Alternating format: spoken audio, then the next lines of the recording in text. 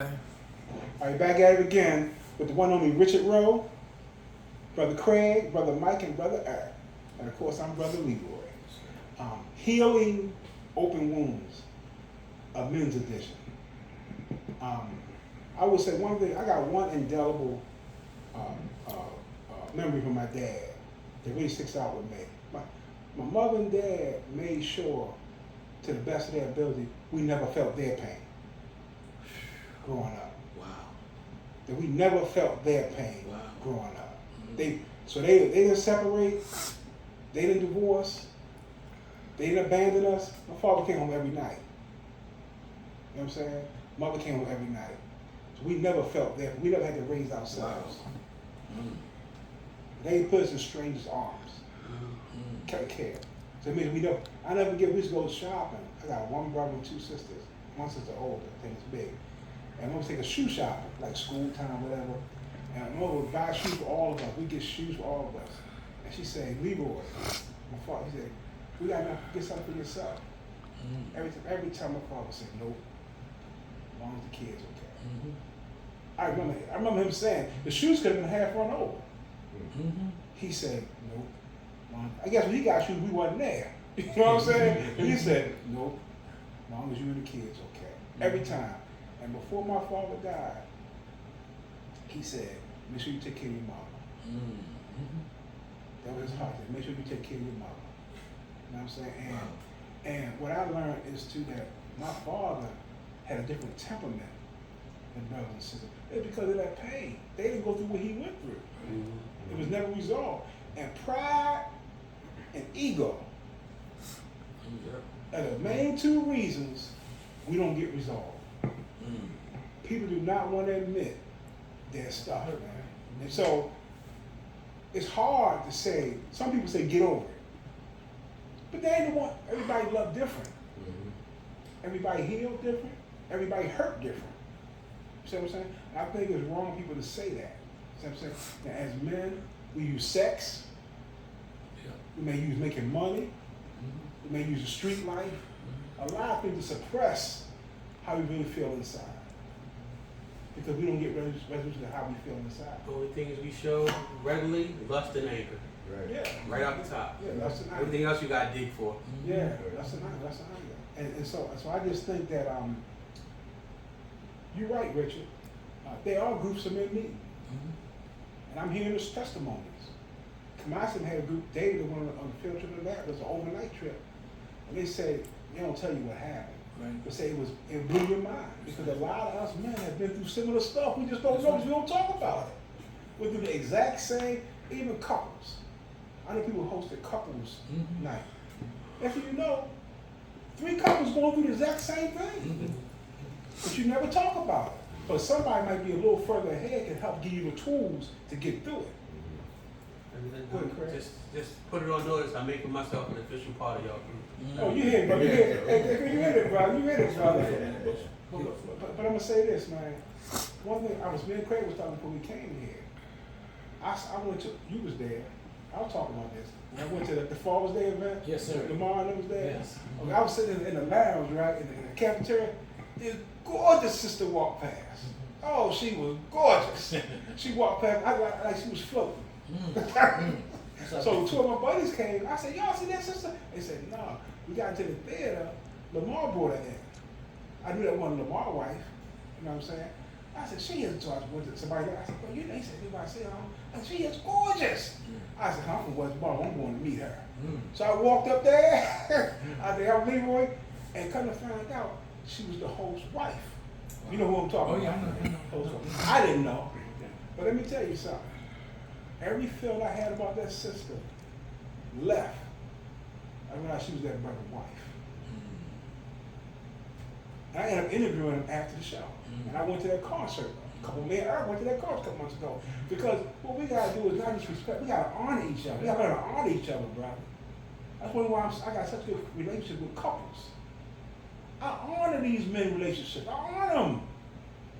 I honor them. You ain't got, listen, if Richard's wife is around and Richard not there, a man is there. In the right order, in order. And that's how we should treat each other, brother. I think we don't We've been in communities where we know we come to dishonor each other because you live 4 blocks away. It wasn't gangs, it was neighborhoods. You walk through this neighborhood, you might get jumped. No, you're just walking through. Lord knows you try to mess with a girl, a young lady down there, unless you knew the right people. You know what I'm saying? It was Cherry Hill, Westport growing up. I was Cherry Hill, and then Yeah. Westport, you can't go over there mess with nobody. Yeah, and I remember going down the harbor. You know what I'm saying? Down the harbor was hell coming home from the harbor, bro. That's when the projects was up. You know what I'm saying? So I'm just saying that we've been indoctrinated and culturally steered toward not trusting each other. And I deal with a lot of men, right? I'm connected to a lot of groups of men. The number one thing is trust and communication. Right. You know what I'm saying? Because I have conversations that could have been had by other people. See what I'm saying? But we quit because Mike said, our plate is full. We ain't got the energy to work it out. If it's work, I'm just going to cut. I'm just not going to deal with this. I'm just not going to talk to him. And guess what? That's what nations are doing now. A lot of women are leaving the men now. They're leaving the brothers, man. 80%. So, And that's because of trust. you know what I'm saying? When they don't work with them no more, they leave. A lot of women are tired. Right. First of all, look at how many women have raised children by themselves. It Right. takes a lot out you. You see what I'm saying? There's a lot of reasons why they do it. I don't speak for women, but I'm telling you what their response is. But what saddens me is this. Whether you're married, boyfriend, whatever, it saddens me unless there's violence involved. Why we can't be cordial. Especially when you're a certain age. This whole thing of not speaking and blocking, and that's like a juvenile thing to me, man. But so many people do it, and they think it's normal. He didn't make it today. You know who's gonna come here today? My ex-wife father. He's 80-something years old, so maybe something came up today. You know what I'm saying? I still have those relationships. No matter what happened to me and the sister, I still have those relationships. Look, that's my son. I fought for custody. Me and his mother did not end on good terms at the time. Nobody in her family turned on me, not even her girlfriends. None of them. So what I'm saying, it can work. It can work. But I think my number one trait is humility. I know what is bigger than me. And right now it's bigger than me. All right, go ahead. I just wanna dab into the question that your wife had today. Oh, You heard that, Oh brother. yes, Yes, oh sir. yes. Which was, what do men want from us? And for me, that answer is simple. We want to be respected and we want to be heard. I think today, society, we are not respected and we are very little heard. And that could be another whole conversation Right. when it comes to why we're not. But I think for the most part, a lot of us men, when you're in relationships today, women don't respect us. And just like we were just talking about how women are single, raising kids on their own, they have taken a position which they actually consider themselves almost like the man. And I think because that position that they've taken for so long, that when a man do enter their lives, they don't know how to relinquish it. And so there's a conflict. And women don't, in my opinion, don't know how to ease you in there so that you can be that man in a relationship. And one of the things is, you know, what do they consider as a man? Because a man, for some of these women, is only what they think a man is supposed to be. And that could be a variety of things. Whatever they were taught. They can think a man is somebody who just give them money and supply certain things for them. And that's kind of some of that what we have in our society. You gotta have a certain type of status quo. And that equates you to a man. And so I think for the women, I think a lot of the women also needs to be reset in their thinking and what a man is and how he should look in your life. And also, when he come into your life, how do you be submissive enough to let him in? And I think for us as men, this is what we go through. It's a lot of battle back and forth, you know, and it's frustrating on a man, you know, because we're already coming from a place of frustration. So the last thing we want from the women is not to be heard and not to be respected. You gotta add a third one there. We want peace. We want you to be our peace. Well, with that, you're going to get your piece. You don't want to come home from work arguing with all these other people that come home argue with you too. You know, you gotta argue in the streets, you gotta argue at work, you gotta argue. We want to come home. If you got something to communicate with, you communicate it, but don't yell at me. Don't, you know, communicate, Right. you know, sensibly. Right. Specifically. Let me ask y'all this. I just turned 60. Didn't even want to mic. I just turned 60. In my entire life, I've been married once. I've never met a woman. I've never dated a woman that I met her biological father. Not one time. Say that again. You never met a woman. I'm 60 years old. Right. I've never dated. I've been married once. I got one child, one son, by a different woman. I've never met a biological father of a woman that I was dating. Not one time. I can agree. Now, I met a my ex-wife got a stepfather, and they got married right before we did. I was in the family for a long time. They got married maybe a year before we did. You see what I'm saying? He been, I've never met a couple sisters their father had died, they passed. But I've never met a biological father. Never, not one time. And what I'm saying is that they going by trial and error, Right. right? Like some of us are. Right. We going from the same playbook. Just they women and we men. And I think we don't allow grace to each other. And I think what happens is we more physical.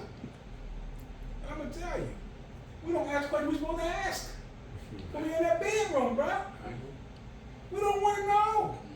We want to hit them sheets. If she talking about, listen man, you gotta keep it real, right? You want to hit them sheets and you ain't answer nothing that might upset the cookie card. You find it out 6 months down the line after you used to it. Well, you should have asked some questions before you got used to it. Get used to some conversation. We do it backwards. They want to get to know you, like they want to be comfortable before they get to know you, before they sleep with you. And then we want to sleep with you before we get to know you. But guess what? They don't ask the questions either. They just us. Let me tell you what. Guess what? That's what I ask women now. I ask them, bro.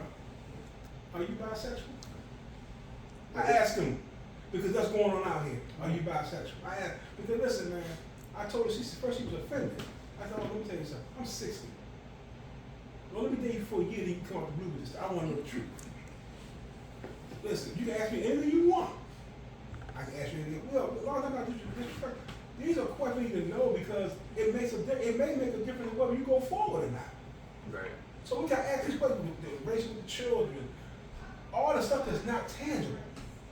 We focus on the tangible stuff. The tangible gets you to the bed on. It don't keep you there. Right. The intangibles keep you there, not the tangibles. Intangibles keep you there. And the older you get, the most beautiful thing about a woman is her heart. Because outside beauty fades. What? Outside beauty fades. I'm talking who gonna be through thick and thin. When you're winning, you like you winning, you don't take nothing to do with you there. You look like you're winning, then wrong. What about when you look like you're winning? What about when you lose your job? What about you get hurt? What about you get an illness? What about you just go through a rut? What's an unforeseen bill come and sap your money? You can't get your hair cut for a month. The same thing with them. Let me tell you something, man. It's intangibles that mean the most in life after all. When all said and done, it's intangibles. It's intangibles. And speaking of intangibles, it's this brother, that's a good brother I know, man. Every time I see him, I say, brother, I love you, man. I treat you. He didn't do it, they ain't checking for me. Until recently. Oh boy. He got one now, boy. Mike was one of them brothers who I see how the women, attracted to him, right? But Mike don't just settle down. But Mike brought a nice sister at my party, right, 6 months ago. And when I talk to Mike now, I hear a more spirited Mike, a happier Mike, a more fulfilled Mike, a more at peace Mike. He's always cool. Right. But I'm telling you, bro, listen to me, man. The right woman, you feel like Superman, bro. I don't mean for a day or for a night. I'm talking about Superman. No doubt. So, Mike, you elaborate on this? Yeah, I was gonna say, I'll pick it back off of that then. It's a lot. I know, right? It's a lot. It's a lot. I want to touch on a couple of things. Well, I'll start with the relationship aspect first. I would absolutely say this so everybody can hear this. They're out there. There are good women out there. I understand in this forum we're speaking from the topic of open wounds and certain traumas that affect individuals and relationships, but there are good men and women out there. Do not let for 1 second the ecosystem that is going on, the quote-unquote red pill, the quote-unquote negative feminism and all of it, don't let all of that, that's all noise. There are good men and women out there. When you know what you are looking for, when you know what you are willing to tolerate, what you know what you're willing to deal with, when you're honest with yourself and knowing where you are in life, because if you know you still have issues with trust, I don't care if the best person comes along, it's not going to work. I don't care if you have the greatest job in the world. If you're not good with money, the best relationship is not going to work. You have to grow as individuals. Men, we're speaking on men today, but as women as well. You have to grow. You have to be able to heal. You have to be able to be honest with yourself. It's a difficult thing. I say this all the time. It's an extremely difficult thing to look oneself in the mirror and pick yourself apart and say, yo, I don't have no patience. Yo, I have my pride gets the best of me in most situations. I could have handled that situation better. You know what? My anger got the best of me here. You know what? I didn't give this person a chance to explain themselves. It's a hard thing to look at yourself in the mirror and say, hey, Lord, forgive me. I'm an asshole. I'm hard to deal with. Or a woman, I'm a bitch. I don't know how to operate in peace because I'm so used to conflict. When I found this woman, when God put this woman in my path, quick backstory, met her years ago. We were just cool. I had a situation. She had a situation at the time. We googly eyed real quick, but we never disrespected. But when we finally did become an item, we both literally spoke on the very moment our eyes met, both of us. You remember that? Yeah, the cookout. Yeah. You remember when we looked at, that exact moment, she was like, I wanted you. I said, I did too. But never crossed paths, never disrespected. And it was the Lord's will that we met all these years later. After me personally, I won't put her business out there. If there's ever a couple's one, I'll let her tell her side. But me, after dealing with communication issues and stuff like that. So learning how to communicate within 5 years in which we had known each other. Learning that monogamy is extremely important to me. I know today, day and age, people have different views on relationships, and no disrespect to anybody. Whatever works for what you and your lady or your man or whatever you got going on, that works for y'all, that's fine. I want a monogamous relationship. So letting that be known, but also in the midst of saying, hey, you know, if me and you do this thing here, I expect you to be faithful to me. I must also let her know.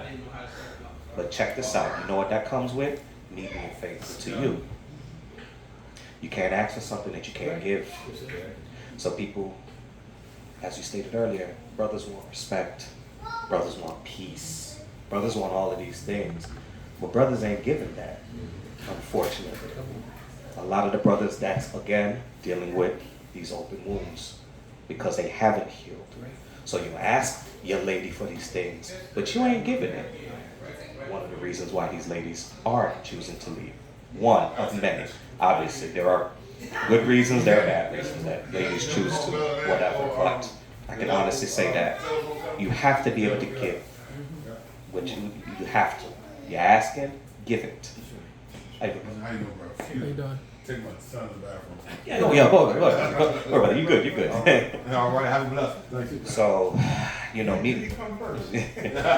So, finishing up that, wrapping that up as far as my relationship is concerned. I met this woman and we are, it's just, it's peaceful, it's beautiful, it's,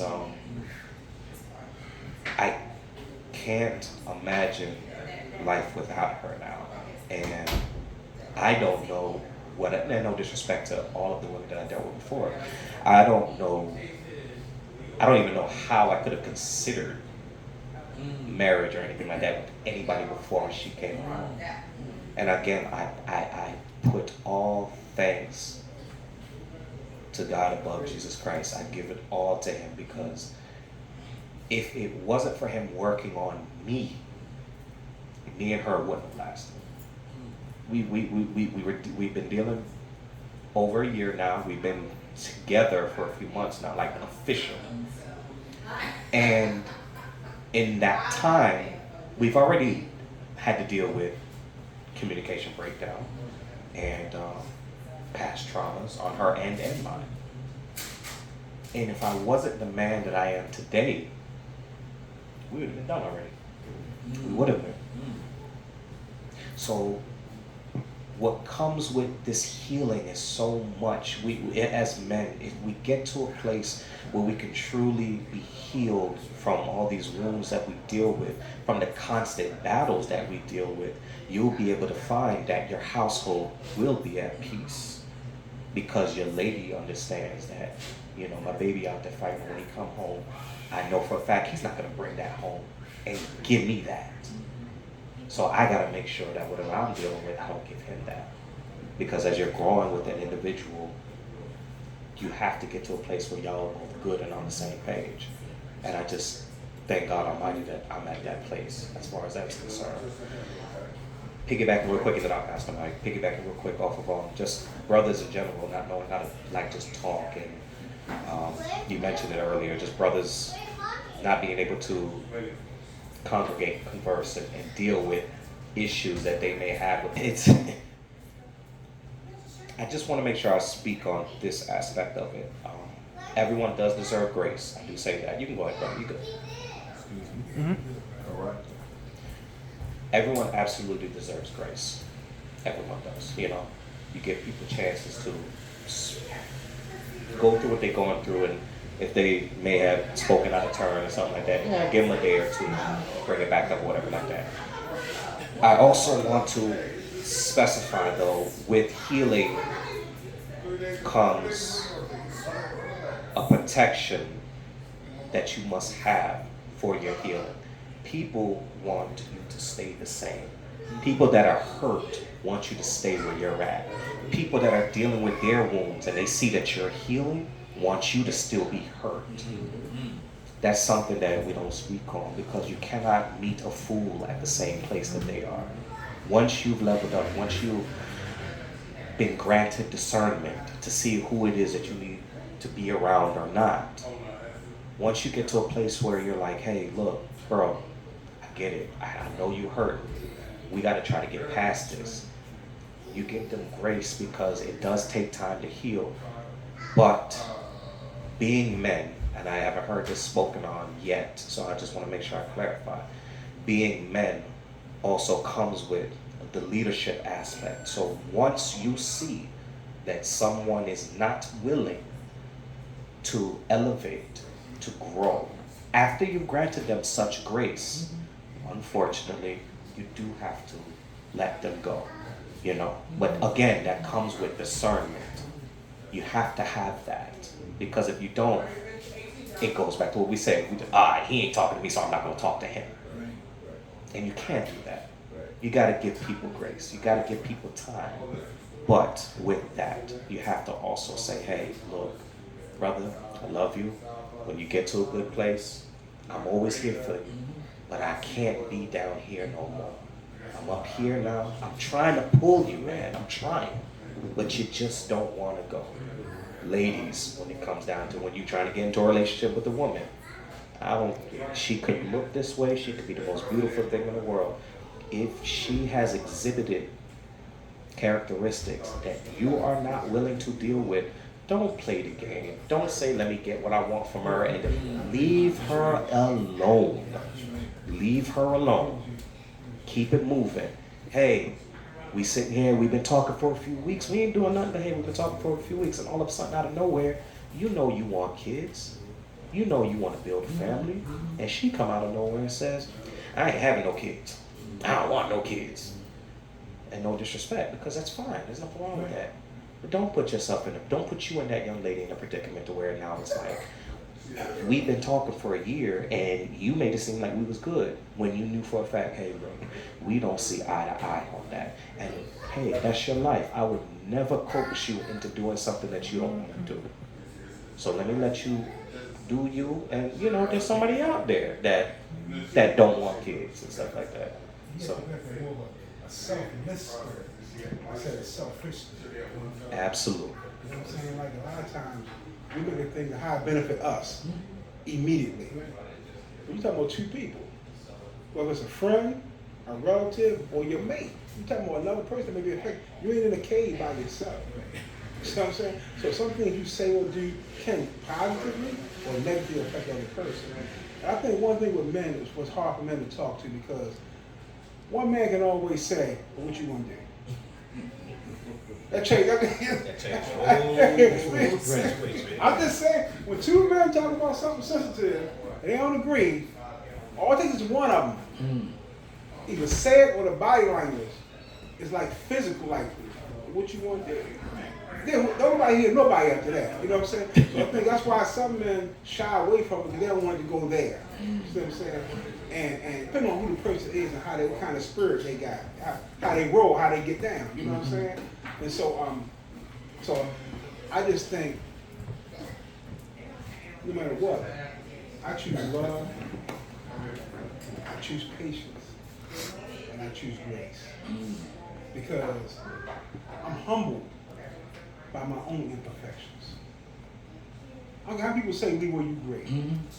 Listen, somebody told me 6 months ago, who watched me grow up, he was a little younger than me. He said, Leroy, you perfect. I know who you talking about. Are you crazy? That's because I ain't never do that or do that. That don't mean I ain't did nothing. You know what I'm saying? That's because I ain't do the obvious stuff. That's how he looked at me. He meant no harm. But I'm like, man, it's not like that. But what I'm saying is this, that I'm humble myself of my own imperfections. And for a lot of men, I'm telling you, it's humility. I met the gym I go to, right? There was a guy who I didn't even know him. They say he was riding through the parking lot real crazy. Probably about his 50, he kind of muscular guy. So I didn't know him. And the first time I came face to face with him, there was a sister in there too. I'm a person that speaks. So I spoke to both of them. I could tell he kind of felt kind of funny when he speaking to her. I just could tell. He ain't said that. So I paid him never mind. Every time I saw him, I said, what's up, bro? How you doing, bro? And he see how the other men in there react to me. Man, then he come to me and shake my hand. See what I'm saying? Because now, guess what? Now I can talk to him about how he driving the car. Okay. Not off the break I can't, but now we established a kind of rapport. And I don't even know his name, but he know my face. He come to me where I'm at, hey bro, how you doing? Now I can talk to him. So sometimes you gotta be patient. I use patience, understanding, and grace. But I'm humbled by my own imperfections. I don't think I know it all. I know I don't even know most of it. I know a few little things. And like Michael said, he said we also have to do a mirror check, all of us. Yes. We need to look in the mirror and really admit our own stuff. Because we all got stuff, and men want certain things, and they will advocate for patience, love, and grace.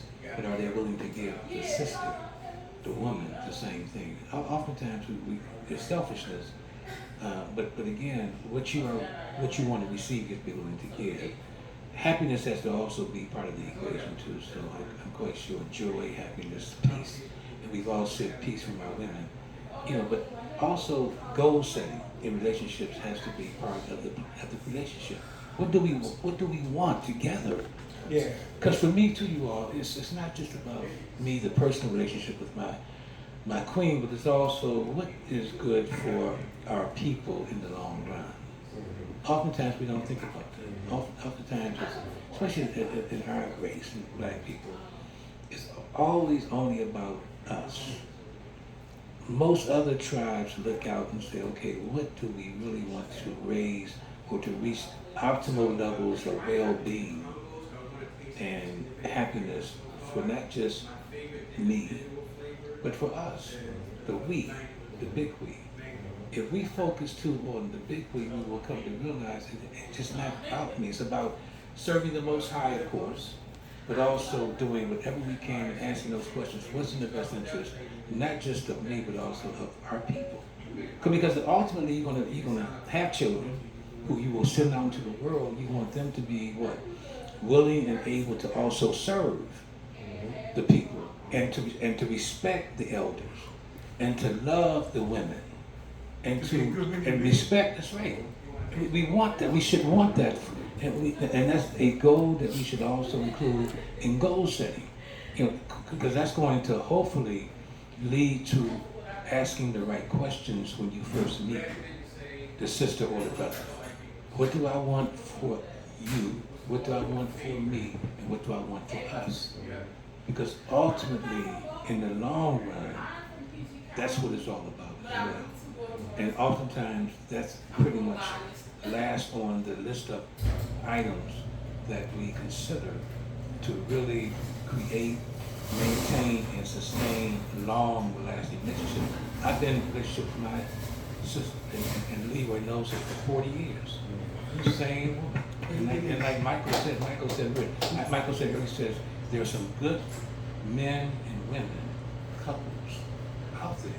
When I say that to folks, the same woman for 40 years, and it hasn't been all this. And we all know that. It has been this. But it's been more this than this. Right. And we have a goal, we have set some goals that we basically share, we internalize, and we quote unquote institutionalize in our relationships so that at a minimum, we're on the same page. If should we leave each other now, brothers, I'll say this in the open, we will leave as friends. Because that's the goal too. We will not do things that will jeopardize the friendship, because that's part of sustaining a lasting relationship. You gotta be friends. And you gotta know she has my back, I know she has my back, and I will have her back no matter what. So anyway, we could talk more about that, but again, we don't have a little bit of time. But everything that we've said is critical and important, but I did want to re-emphasize the significance, letting folks know that there are good men and women in our midst who can set the example. I can name 5 relationships that are 35 and 60 years old together. So don't let the narrative out there say, good black men, black women, or a couple of black men and black women can't stay together, because this society, lastly, brothers, this society has taught us how to leave each other, but not how to stay together.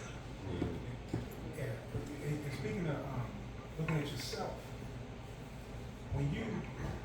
you may have been wrong, Right. but that don't mean you was always right.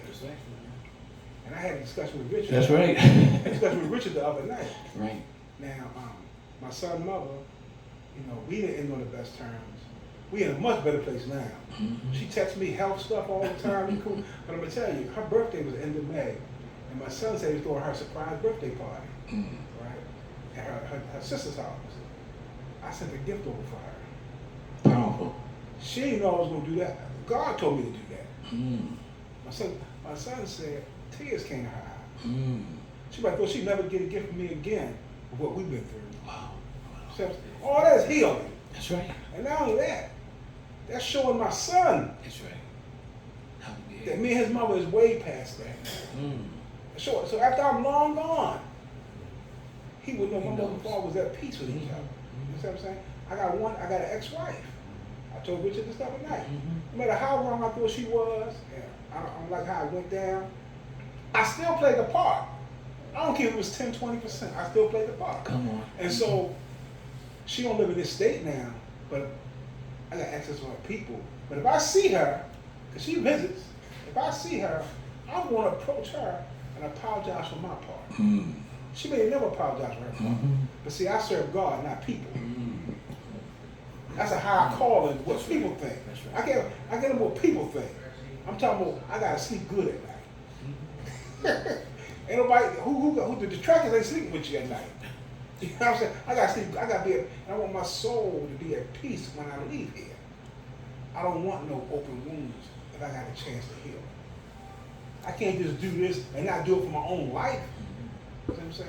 If she lived here, I would already saw her. Mm. But if it's meant to be, we're going to run into each other. And I'm going to do that. I'm going to approach her. I'm going to show leadership. Mm-hmm.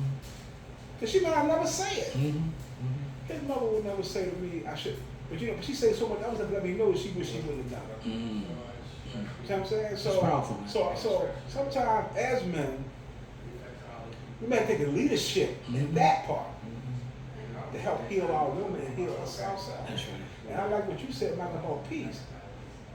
Every man talk about peace, but some men don't live peaceful lives. That's right. That's right. I don't need no woman to bring me peace. I live a peaceful life, brother. Mm. She just can't disrupt it. Great. She ain't gotta bring me no peace. Mm. I live a peaceful life. Mm. You know what Don't I'm saying? disrupt it. Yeah, she's gonna disrupt it. Wow. I live a peaceful life. Mm-hmm. You see what I'm saying? So you can't. Everybody got they got their go-to line. We got our go-to line. It ain't based in fact. It's based in what the culture says. Mm-hmm. And we too caught up in this culture. And this culture is anti-us, bro. Most of it's Yes. anti-us. Yes. Yes. Anti-family, anti-us. Right. See what I'm saying? So I dismiss this culture. Mm-hmm. I don't pay it too much attention, man. Mm-hmm. I love the people. I don't love the culture that a lot of them are caught up into. Too much noise. Right? Too much noise, too much noise. And it's anti-us, bro. Mhm. Anti-us, Mhm. man. And I'm gonna say this, man. Eric and Mike and Richard, of course my son. Y'all all beautiful black men, man. Mm. Thank you. I done felt the good in God in all of y'all. Mm-hmm. And your brother Pierre. And your brother Bernard. I done felt that's why you here. Because I'm not leaving, I'm going the spirit, not the flesh is leading me on this. You know what I'm saying? So, Oh, yeah. so and I'm hoping anybody, I don't care if once we can just learn from these conversations. People you'll never meet. Right. But one of you might be asking, I saw you on YouTube, man, I like what you had to say. Mm. You know what I'm saying? You never know who you may help. Somebody who never even heard of you before. That's right. You never know. A lot of times, too many of us die with testimonies that could have helped free somebody. Mm. See, I don't care what nobody think. I know what I know. Mm.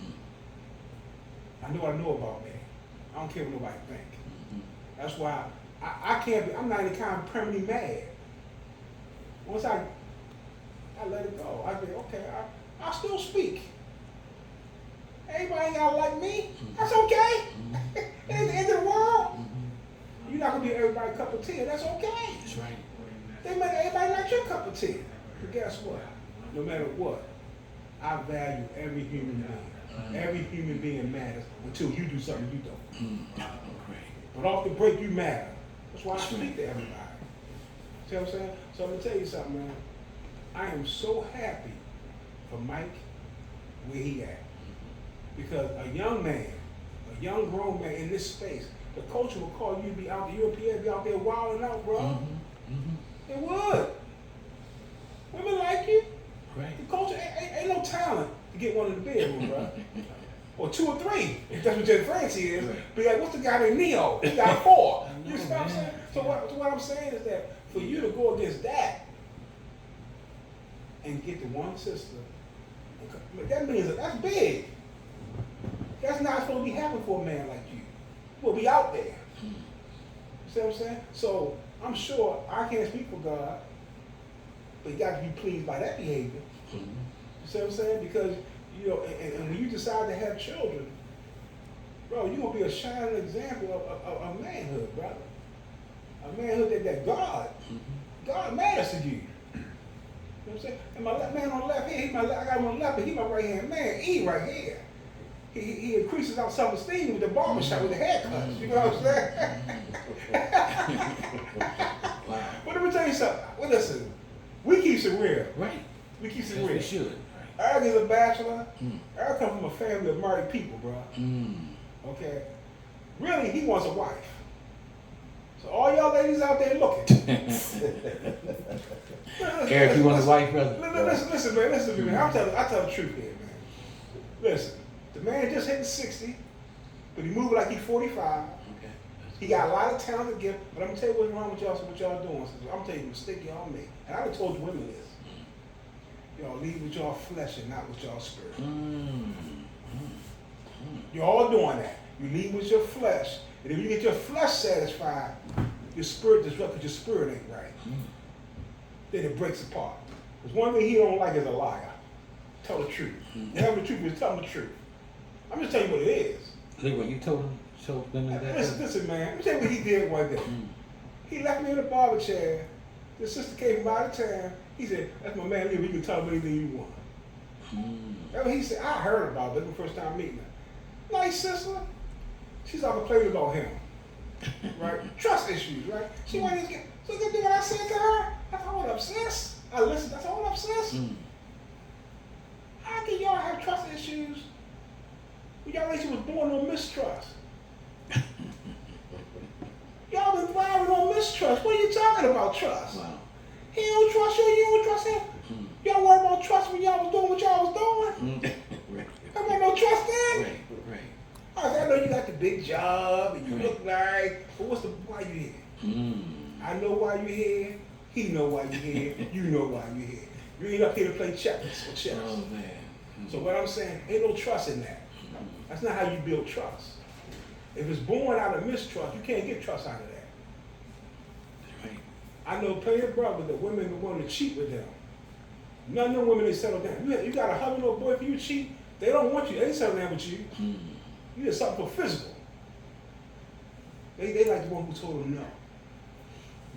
So all I'm saying is that, man, we gotta be honest and leave more of our skin, our spirit together, man. Keep ourselves up, but more of our spirit together. That's right. More of our spirit. And right, Mike. There's nice women out here. There's good men out here. But I'm telling you that because of the social media and the culture out there, it make you think ain't hardly nobody out there. And that's not true, depending on what you consider good. That's right. You know what I'm saying? And admit that we've made mistakes, and we will make more mistakes. But also know that, you know, we apologize to our sisters for the hurt that we have exacted or caused to them. I mean, really. I want that to be known too, that there are men who have no problems apologizing for the hurt, the pain, the suffering that we may have caused. But again, our manhood was defined by the broader definition of manhood. Yes. No excuses, but that's how we do what we've been taught to do. Yes. You know, if we're taught to basically hurt and cause women pain, you know, then that is what we will exact against our women. But we have to come to some point where we are willing to admit that. That's key because I wasn't born back there. You know what I'm saying? Right. But there was a time where women was totally dependent upon black men Right. for the finance of the Right. household. Right. It was totally, They were submissive, bro. Yep. They were submissive. They stayed home with the family. It was probably 95% of the household. Bro, not all. Too many men took advantage of that. That's right. And them mothers passed the word down to them grand. They told them, you can't close the funeral because a lot of women was trapped. Because they wasn't educated, they wasn't working, they take care of the kid, man making money. At my gym I go to, a man told me this, 70 years old. He said his mother told him when he was young, the father would leave the house before she asked for 5 hours. For 5 hours.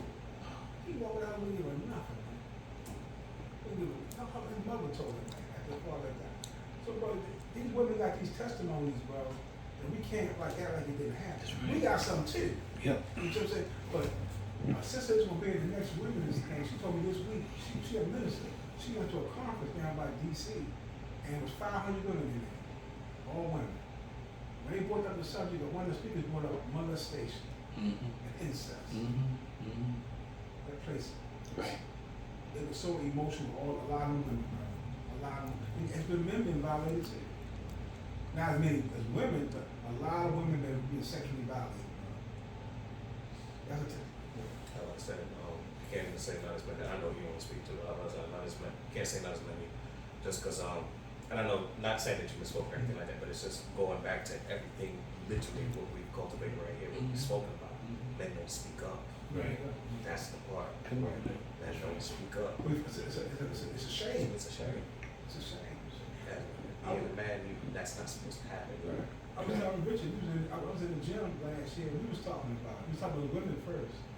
And we didn't talk about the men. And then a brother who wasn't even in our conversation, but he was like off to the side, he said, brother, man, I can relate to that. It happened to him. So I'm saying, we didn't go into it, but it happened to him. So you're right, man, a lot of men it happened to too. That's right. See what I'm saying? But like these violations, brother, man, that's long lasting. Yes, they You are. don't just get over that. That's Right. long lasting, man. Right. That's long. Let me tell you something, man. I was in a conversation about a month ago at the gym. His brother showed up talking to a buddy of mine. Younger brother, smooth young brother. I asked about his shoes.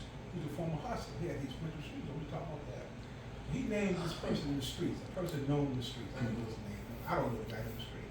And the guy got locked up. The guy is well known. He owed the guy.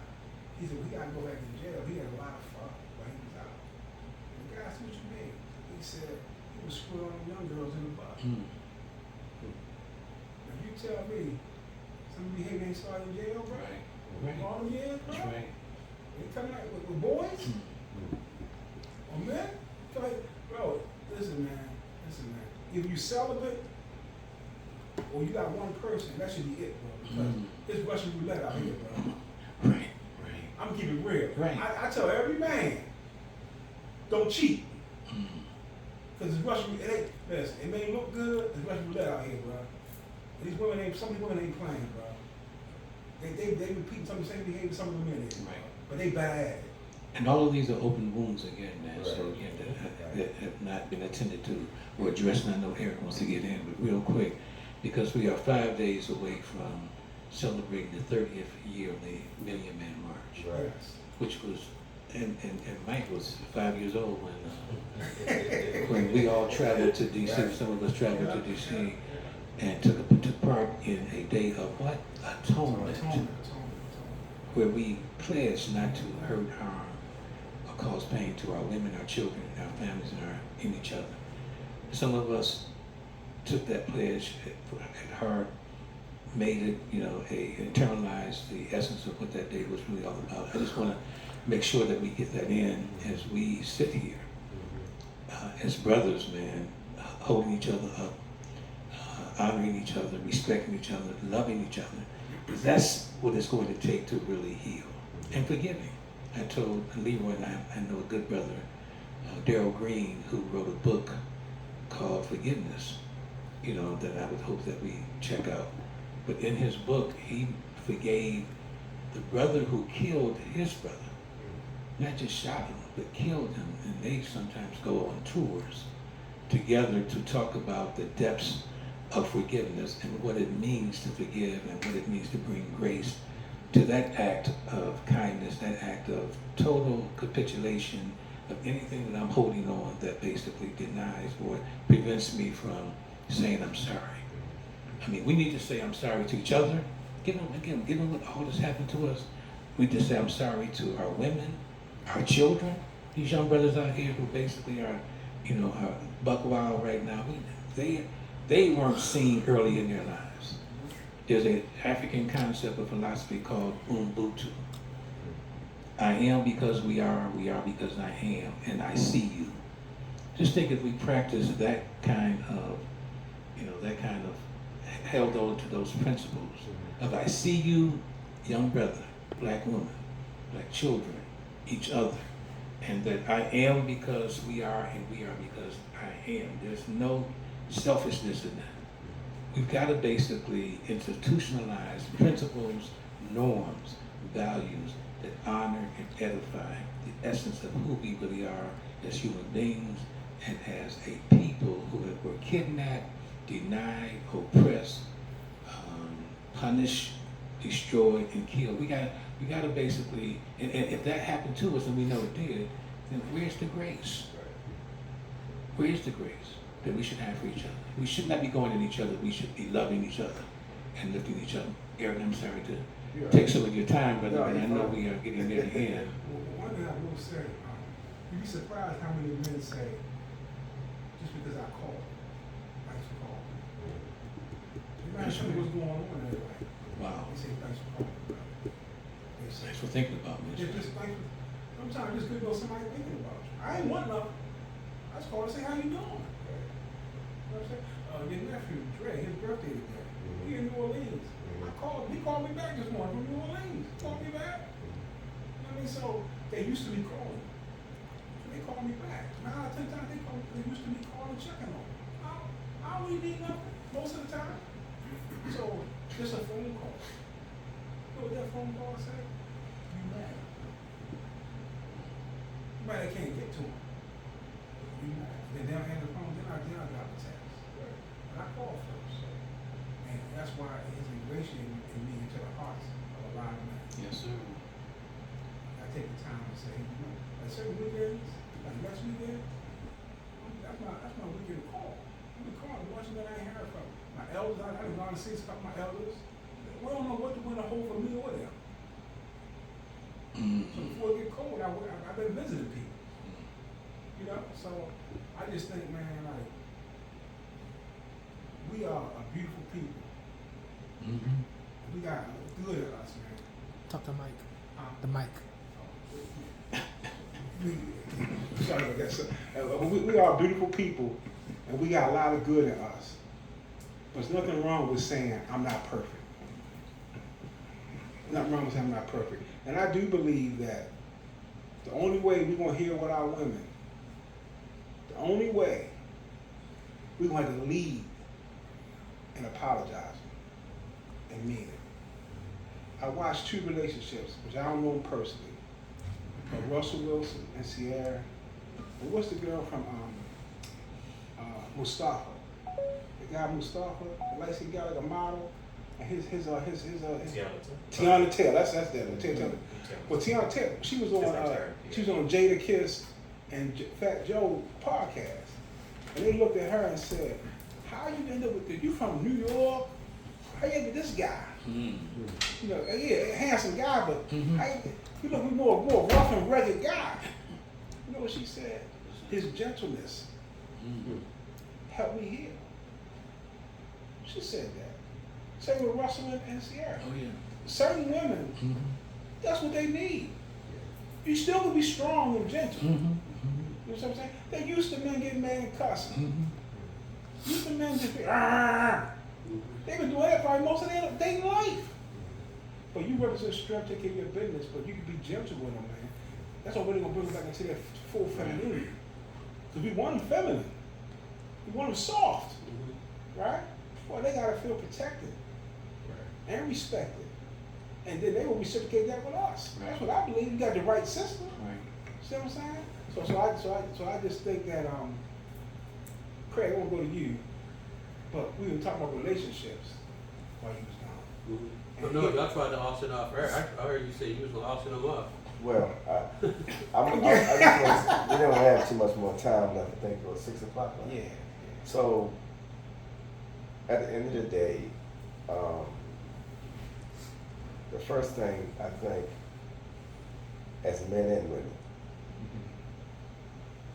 before anything comes into play, we have to hold ourselves accountable Yes. for our actions. And I think we're living in days now where there's little accountability held for people.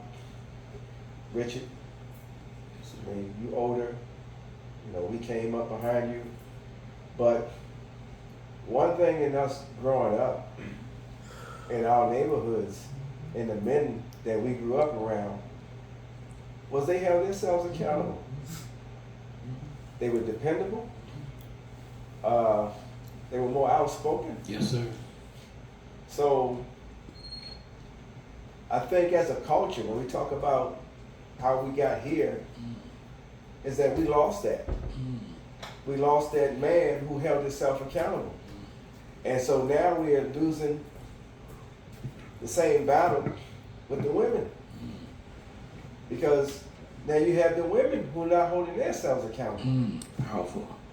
So you have the men and the women, two sides, nobody holding themselves accountable, and they're trying to figure out, how do we get this? How do we fix this? And the first fix is fix it yourself. Come on.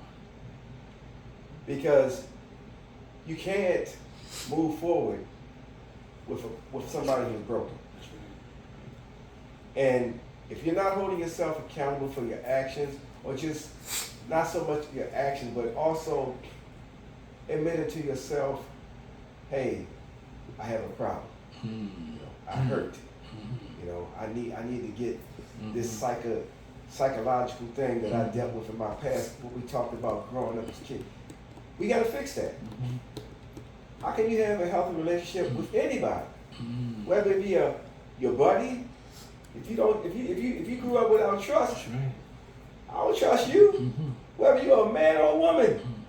So that accountability to yourself of fixing those issues within yourself and saying, hey, let me fix this. Critical.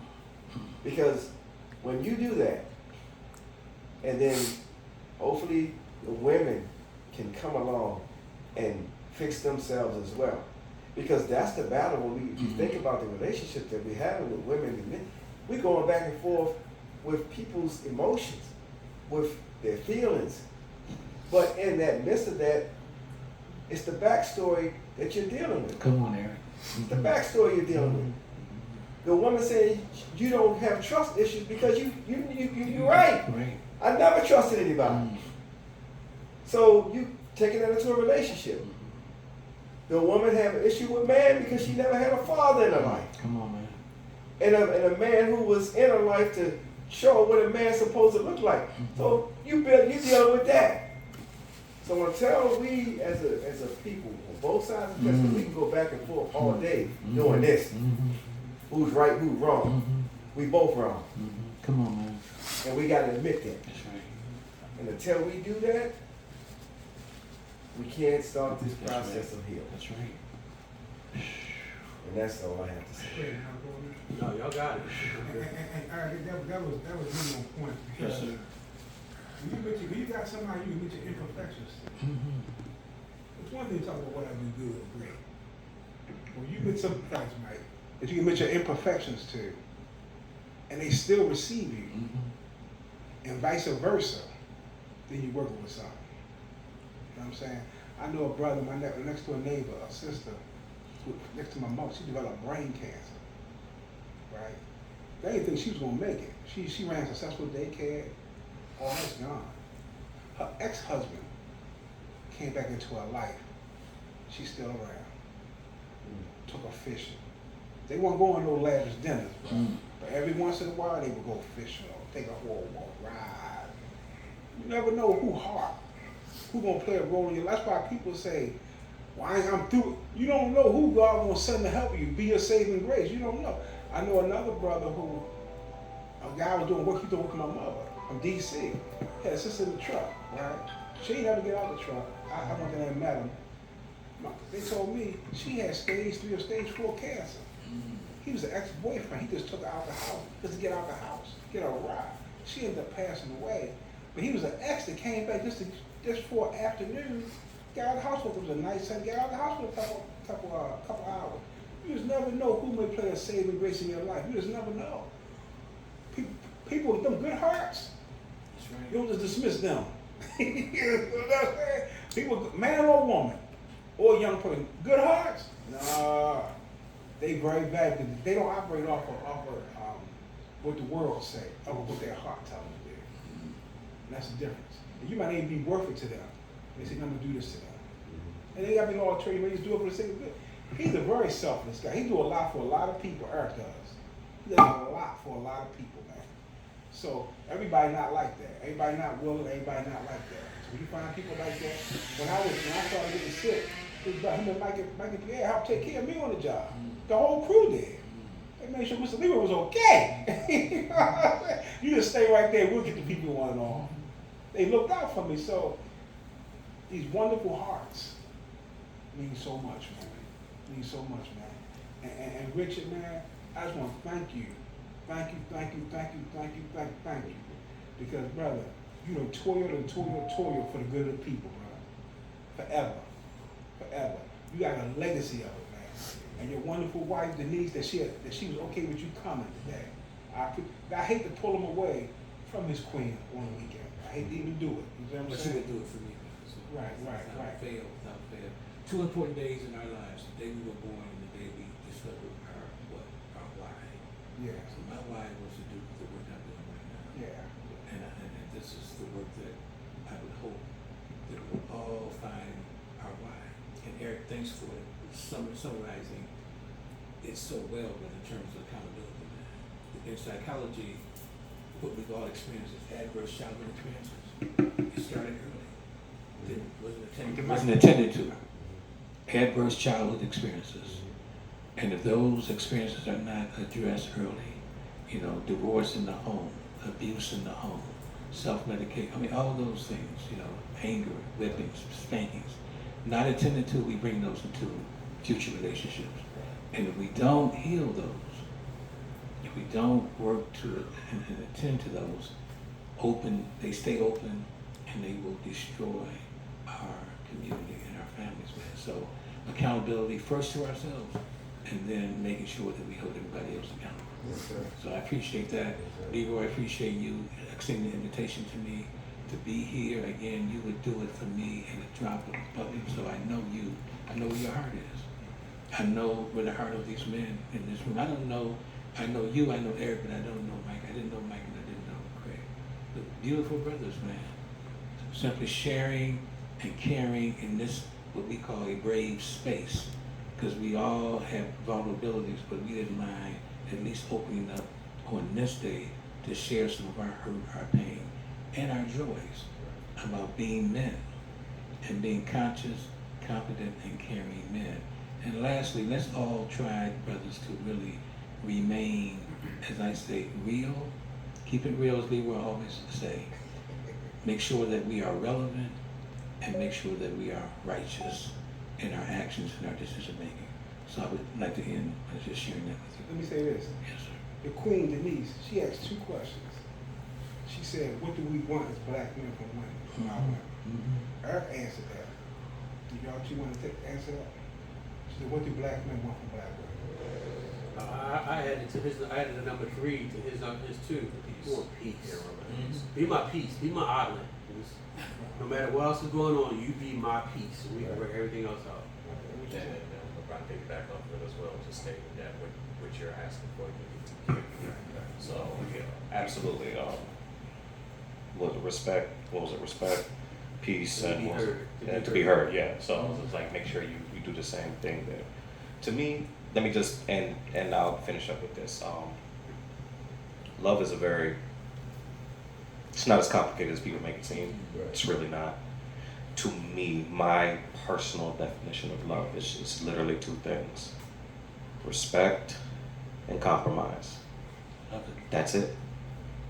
and you love a person, you respect them, and you love a person, you're willing to compromise. And when they do the same for you, it's an equally yoked relationship. So I'll end out on that. What's the other question she had? What's the other question?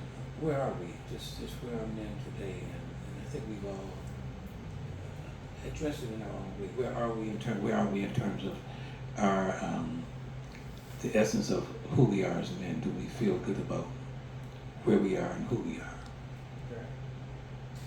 I don't know if a lot of men do because they can't find their place in the world. Right. Mm. If you can't find your place, you can't be really confident and strong in who you are, what you are. Is there a path to that, finding your place?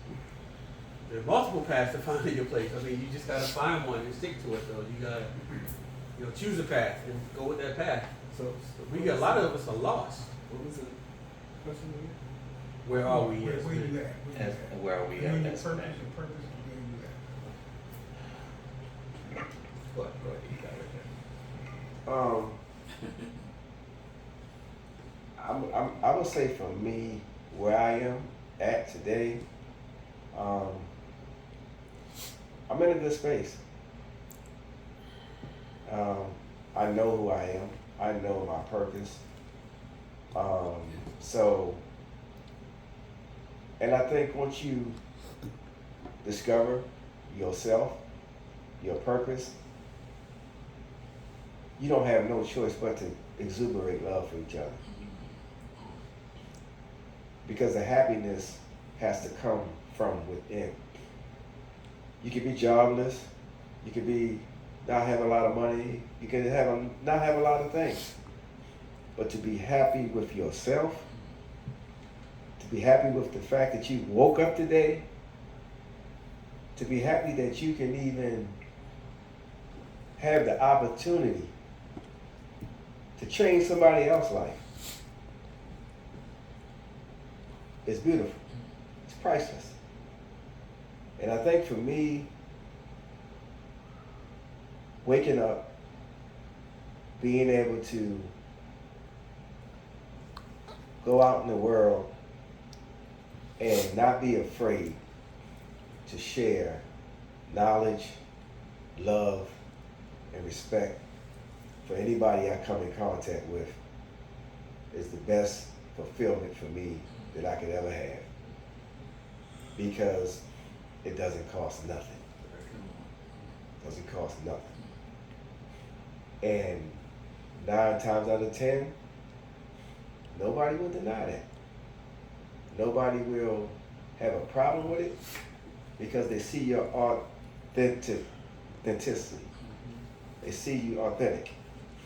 And when you're out in the world operating as being authentic, man, it's a spirit. It's a spirit. I don't care, any of us in this room, we can meet somebody and you pick up their spirit. That's right. So when you operating on that spirit of being the best who you can be, the version of yourself, that energy is transformed into another person. And so for me, as I said, I'm in a good space because I feel good with the walk that I'm taking and the commitment that I've made to myself. And that commitment has allowed me to reach out to other people, to change their lives, and to just come outside of myself and help tear down this stigma about black men of how we can appreciate each other. And we can do that. And I think once you, like I said, once you have committed that commitment to yourself, you will experience all of that. That's it. What was it again? Where are we as black men? I'm sorry about that. What was it again? Where are we as black men? Yeah. As black men in general? Speaking on, And I'm do a you feel big, good about where we are? gotcha. piggybacking off of E, just I'm gonna speak of myself first. Just where I am as a black man, I love it. Where I am today, I put God first in everything I do. We all have our moments where we get caught up in life and we get discouraged and things like that. But no matter what, I wake up. I thank the Lord for another day.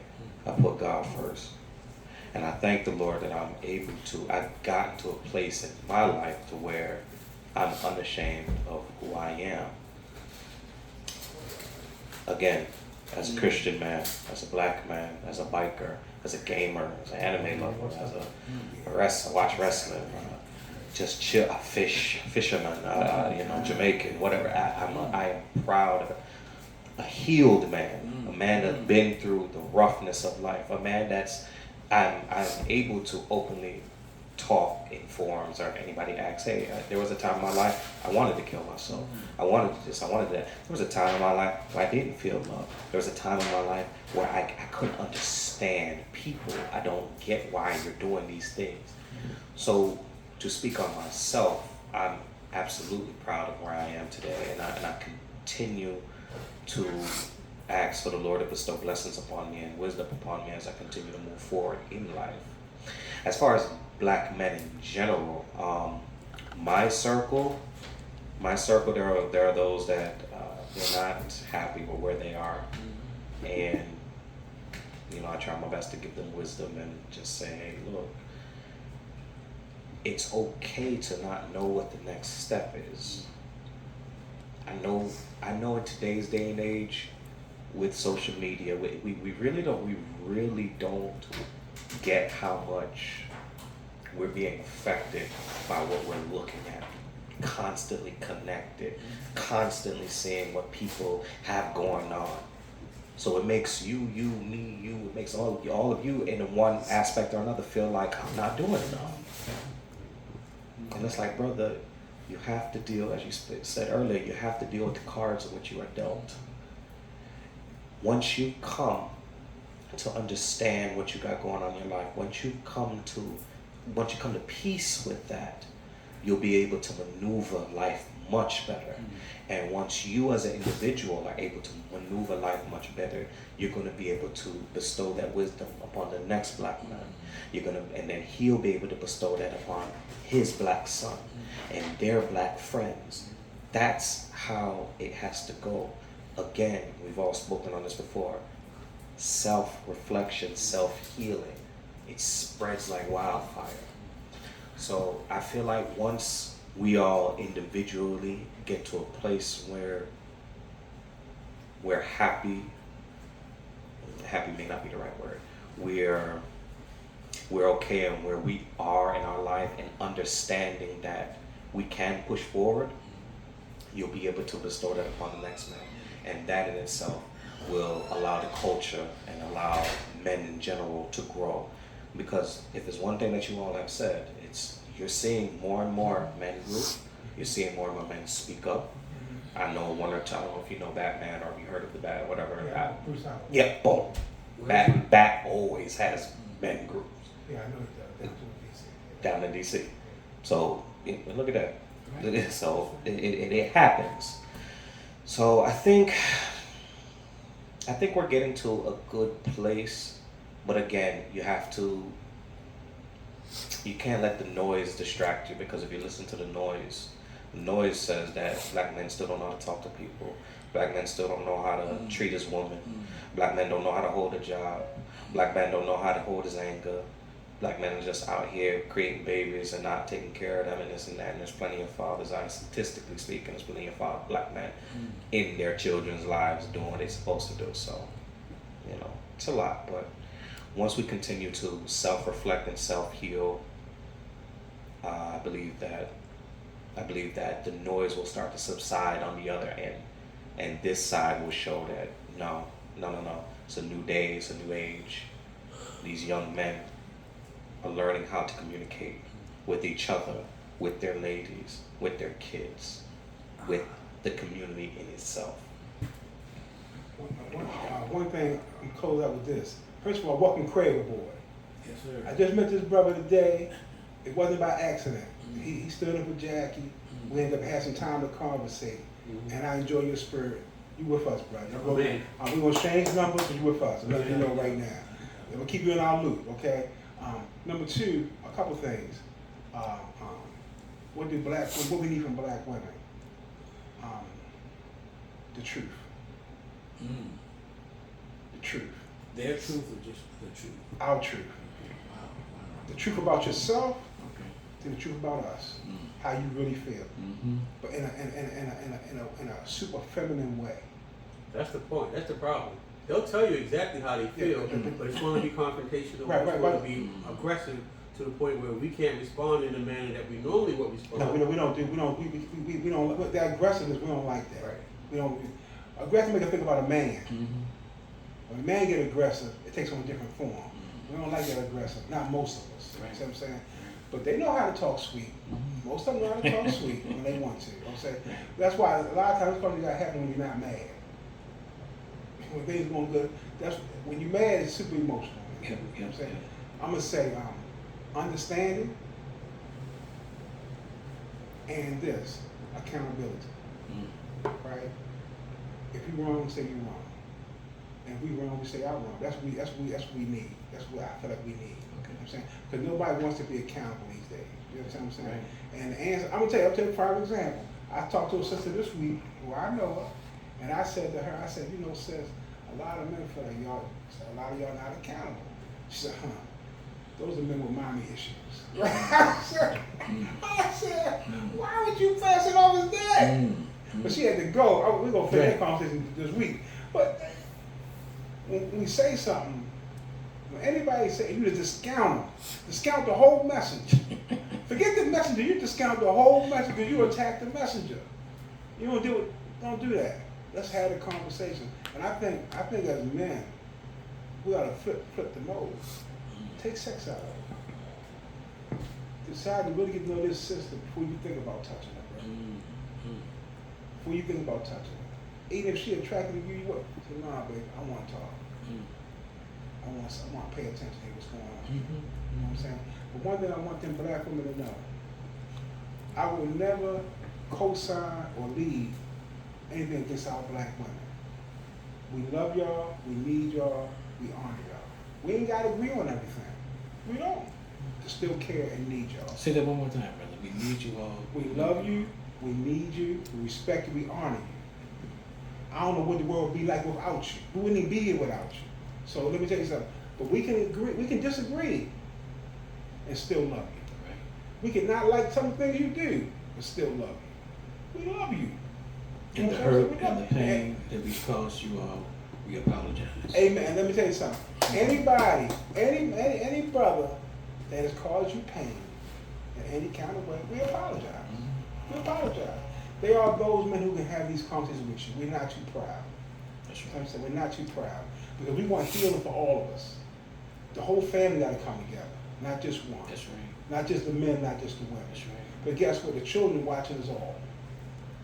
And Richard, I want you to close this out with one thing, man. Which we didn't talk about this.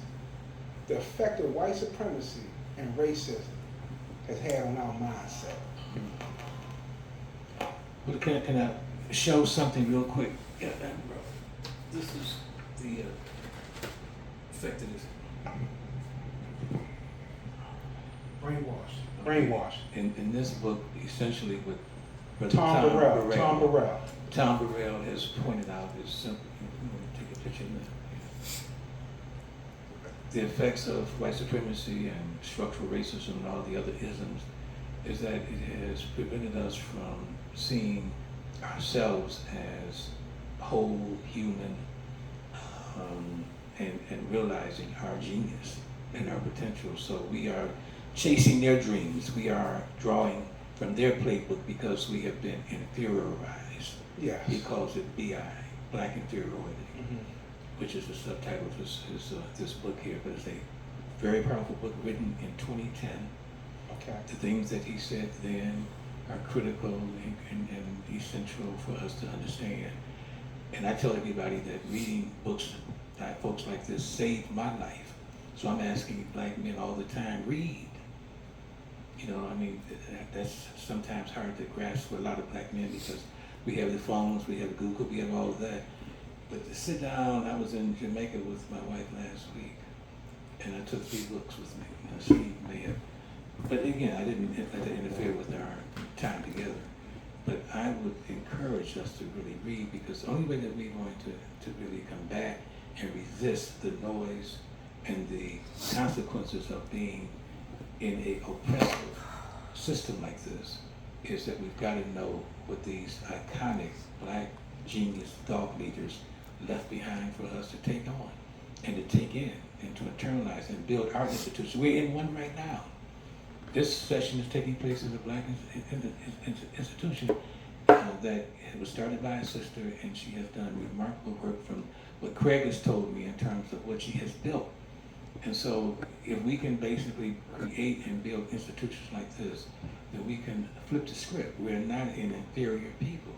In fact, and I'm not going to say we are a superior people, but we are greater than we think we are.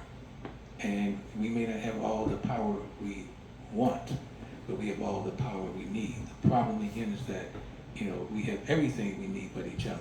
And that's what white supremacy will do to you. It will, lastly, it will do what the Million Man March presentation by Mr. Farrakhan left us with. He says that many of us have been Willie lynched. And Willie Lynch basically did what? He divided us. Right. So the reason why we can't basically unify now is because we don't feel trust. We don't trust each other. We don't love each other. We haven't healed. So all those things, man, all those things basically have left us without, you know, understanding and appreciating our genius, our authenticity, our righteousness, our center. And once we gain all of that back, there's nothing that we can't do. Nothing that we, no mountain that we can't move. So that's what I would say. Hey, would you flash that toward the camera, please? That's Tom Burrell. Tom Burrell. The Brainwash. Brainwash, right. Tom Burrell, Brainwash. Right. And thanks, this has been the latest edition from Healing Open Wounds, the men's edition. Thanks to the new brother Craig on the scene. Thanks to Mike. Mike coming through. He had to leave. He had another appointment. Eric. My son is the cameraman and the one and only. The one and only. I'm so humbled by his presence. God uses man in plenty mighty ways, man, and I admire him. Richard Rowe. Richard Rowe. Richard Rowe. And we out. And we out. Cut that, son.